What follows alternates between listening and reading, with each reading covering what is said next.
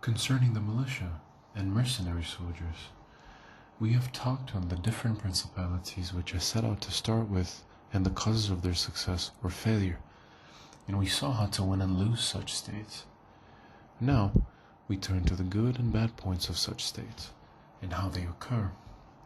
We mentioned how a prince should have certain basic goods in place, otherwise he comes to ruin. The main fundamentals that a state, new, old, or mixed, has to have are good laws and a strong army. Good laws do not come without strong security. Where the army is strong, one needs good laws. Leaving the question of good laws aside, let's discuss armies. The forces a prince uses to defend his state are either his own, or they are mercenaries, auxiliaries, or mixed forces. Mercenaries and auxiliaries are useless and dangerous. A state based on mercenary forces will never be solid or secure. Mercenary forces are not united. They are ambitious, undisciplined, and disloyal. They are careful of friends, villainous with enemies, not fearing God, and faithless among men. Attack and defeat are the same to them. In peacetime, they rob you. In war, the enemy ruins you. The reason is that nothing keeps them in camp except a miserable wage. Not enough for them to die for you. They want to be soldiers as long as there is no war. But when war comes, they flee and run away. This does not take much convincing, because the ruin of Italy is not from anything but being in the hands, for many years, of mercenary troops. Left alone, they made some advances, but as soon as foreigners came, they showed their true colors. When Charles of France showed up, they called it the War of Chalk, because white chalk marked the houses where he could lodge his troops. He, who said, like Giovanni Savonarola, that defeat was due to our fault and sins, was telling it right. But it wasn't those sins, but the ones that I relate. And because the princes sent the mercenaries, they suffer the consequences.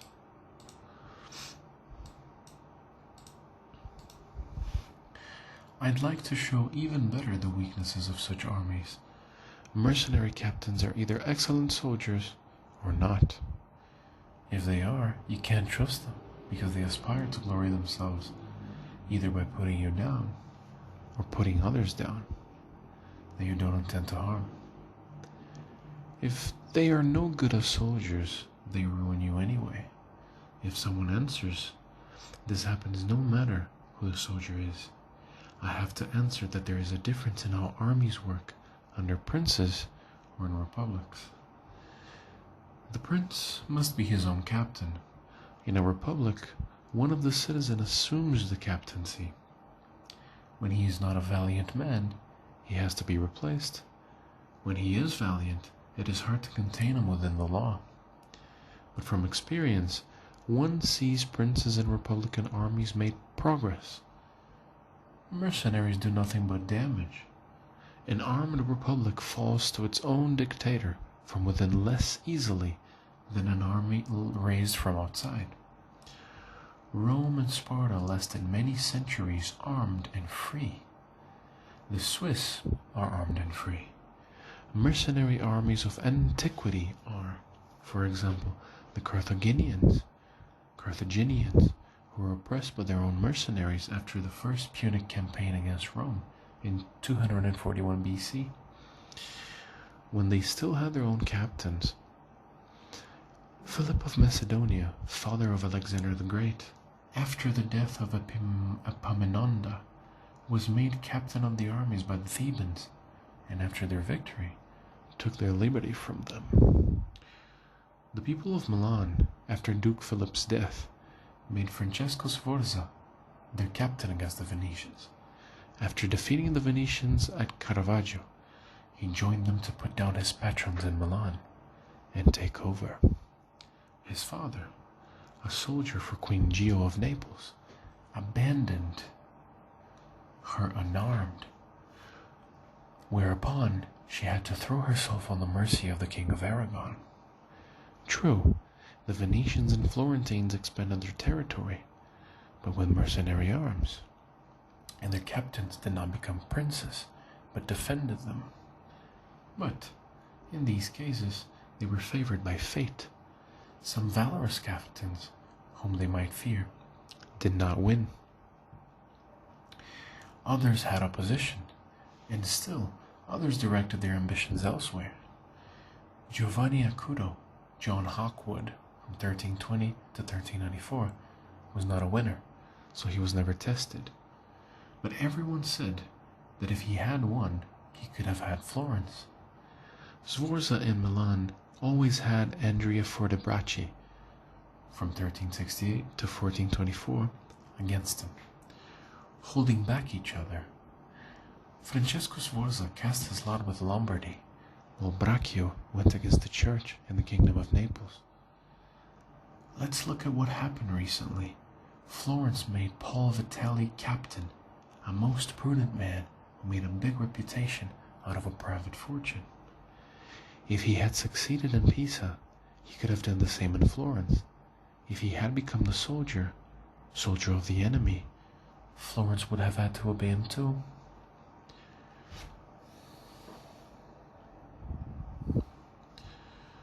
Look at Venice and their success. At first, they advanced their interests surely and gloriously with their own tactics, until they campaigned on the ground.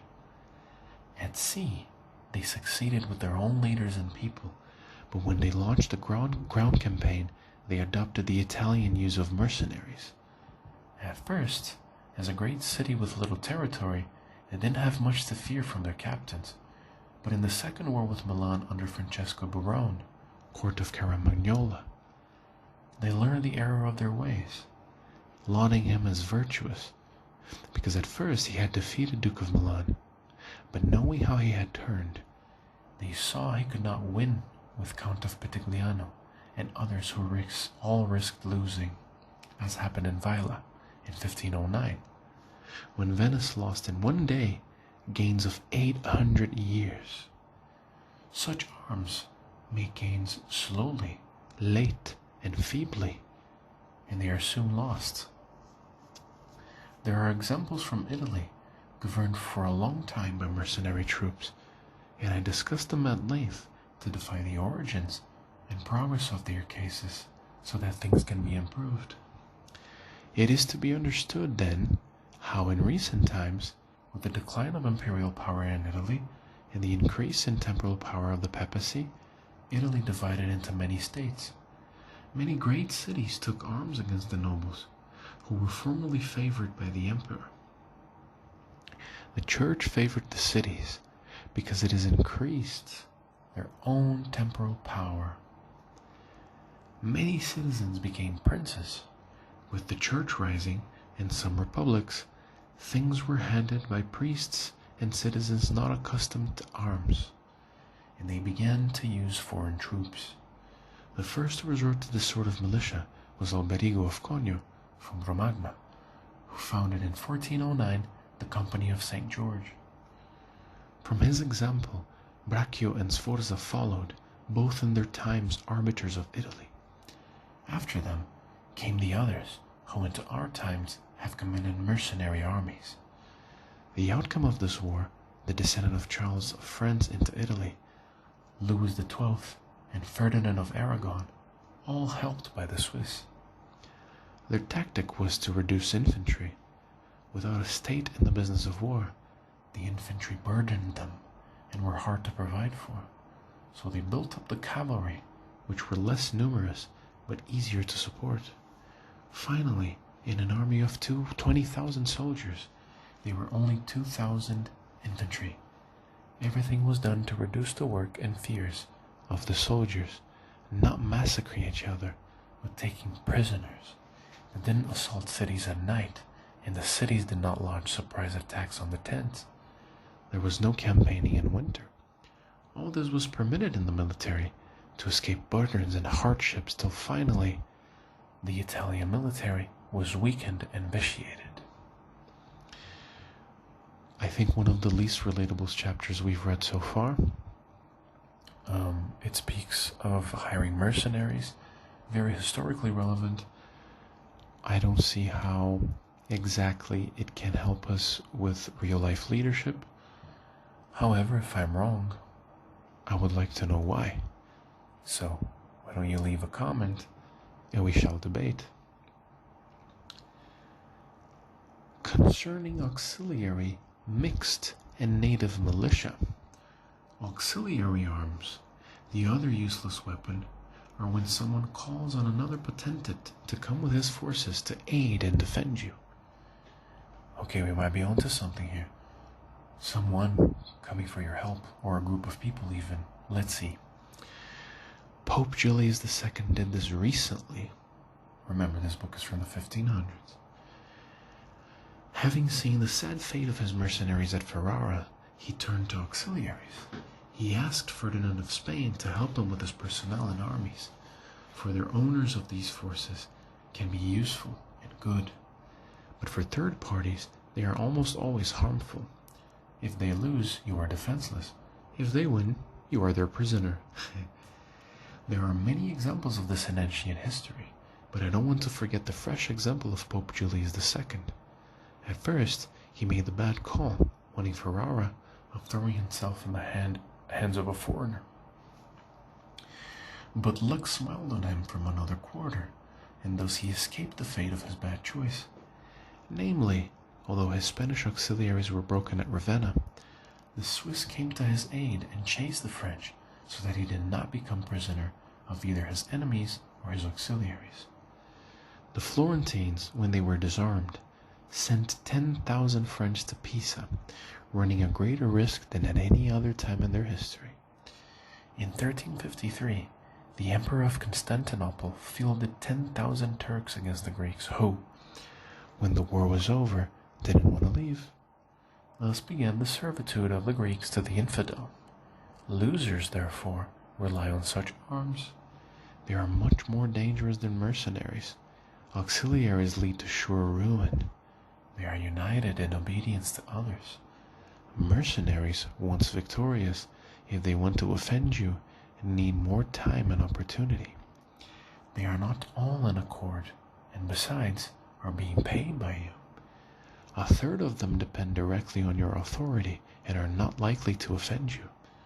To summarize, mercenaries are dangerous because of their cowardice, while auxiliaries are dangerous when they are brave. A wise prince, therefore, avoids dependence on these forces and relies on his own. Better to lose with his forces than win with the arms of others. Judging victory not real when acquired with the arms of others. I cannot cease citing Cesare Borgia and his deeds. He entered Romagna with auxiliaries, leading the all-French troops in. With them, he took Imola and Forlì, but, suspecting his own security, he turned to mercenaries, believing them to be less dangerous. He turned to the Orsini and Vitelli, got rid of them, and fell back on his own forces. You can judge the difference in such forces by measuring the reputation of the Duke with the French, then with the Orsini and Vitelli, and then on his own. His reputation only increased, and he was never admired more than when he was seen in command of his own forces. I don't want to wander from fresh Italian examples, but I don't want to forget Jerome too, from 265 BC to 215 BC, tyrant of Syracuse, already mentioned. Jerome, made captain of the army by Syracusans, realized that the mercenaries were useless, so he had to cut them into pieces, and then waged war with his own men and not with aliens. I want to remind you in this regard of a figure from the Old Testament. David offered to Saul to combat Goliath, the troublesome Philistine. Saul offered David help, his troops, but David refused, saying he couldn't count on them. He preferred to confront the enemy with his sling and dagger. The troops and arms of either hang heavy, turn against you, or force you. Charles VII, 1422 to 1461, King of France, father of Louis XI, by valor and fortune having liberated France from the English, realized this need and conscripted citizens and infantry. His son Louis dismissed the infantry and relied on Swiss mercenaries. These two errors, as we saw, led to dangers to his realm. By raising the Swiss, he undermined his own troops. He dismissed his infantry and put the other troops under Swiss leadership. Growing accustomed to the superiority of the Swiss, the French thought they couldn't win without them. Thereafter, the French could not resist the Swiss themselves. Without the Swiss, they couldn't prevail against others. French armies became mixed, part their own, part mercenary. These armies, although better than auxiliaries and 100% mercenaries, were not as good as native troops. This example suffices, because if Charles's order had prevailed, France would have been unbeatable. Meager human prudence is thus corrupted, and begins something, thinking it is good, without realizing the secret poison underneath. Whoever, ruling a principality, cannot see an evil aborning, is not truly wise, and this is given to a few. If you look at the first cause of the fall of the Roman Empire, you will see that they began to conscript the Goths. From the move first came the weakening of Roman imperial forces. The valor they had passed to the Goths. I conclude that without its very own native troops, no principality is secure. In fact, fate hangs on fortune, no longer having the virtuous valor of wise men, quod nihil sit tamen formum, aut instabile, quantam potentium non susvinixa. Tacitus. No human things is so weak and unstable as a reputation of strength not based on actual force. Oh wow, this is a very good quote.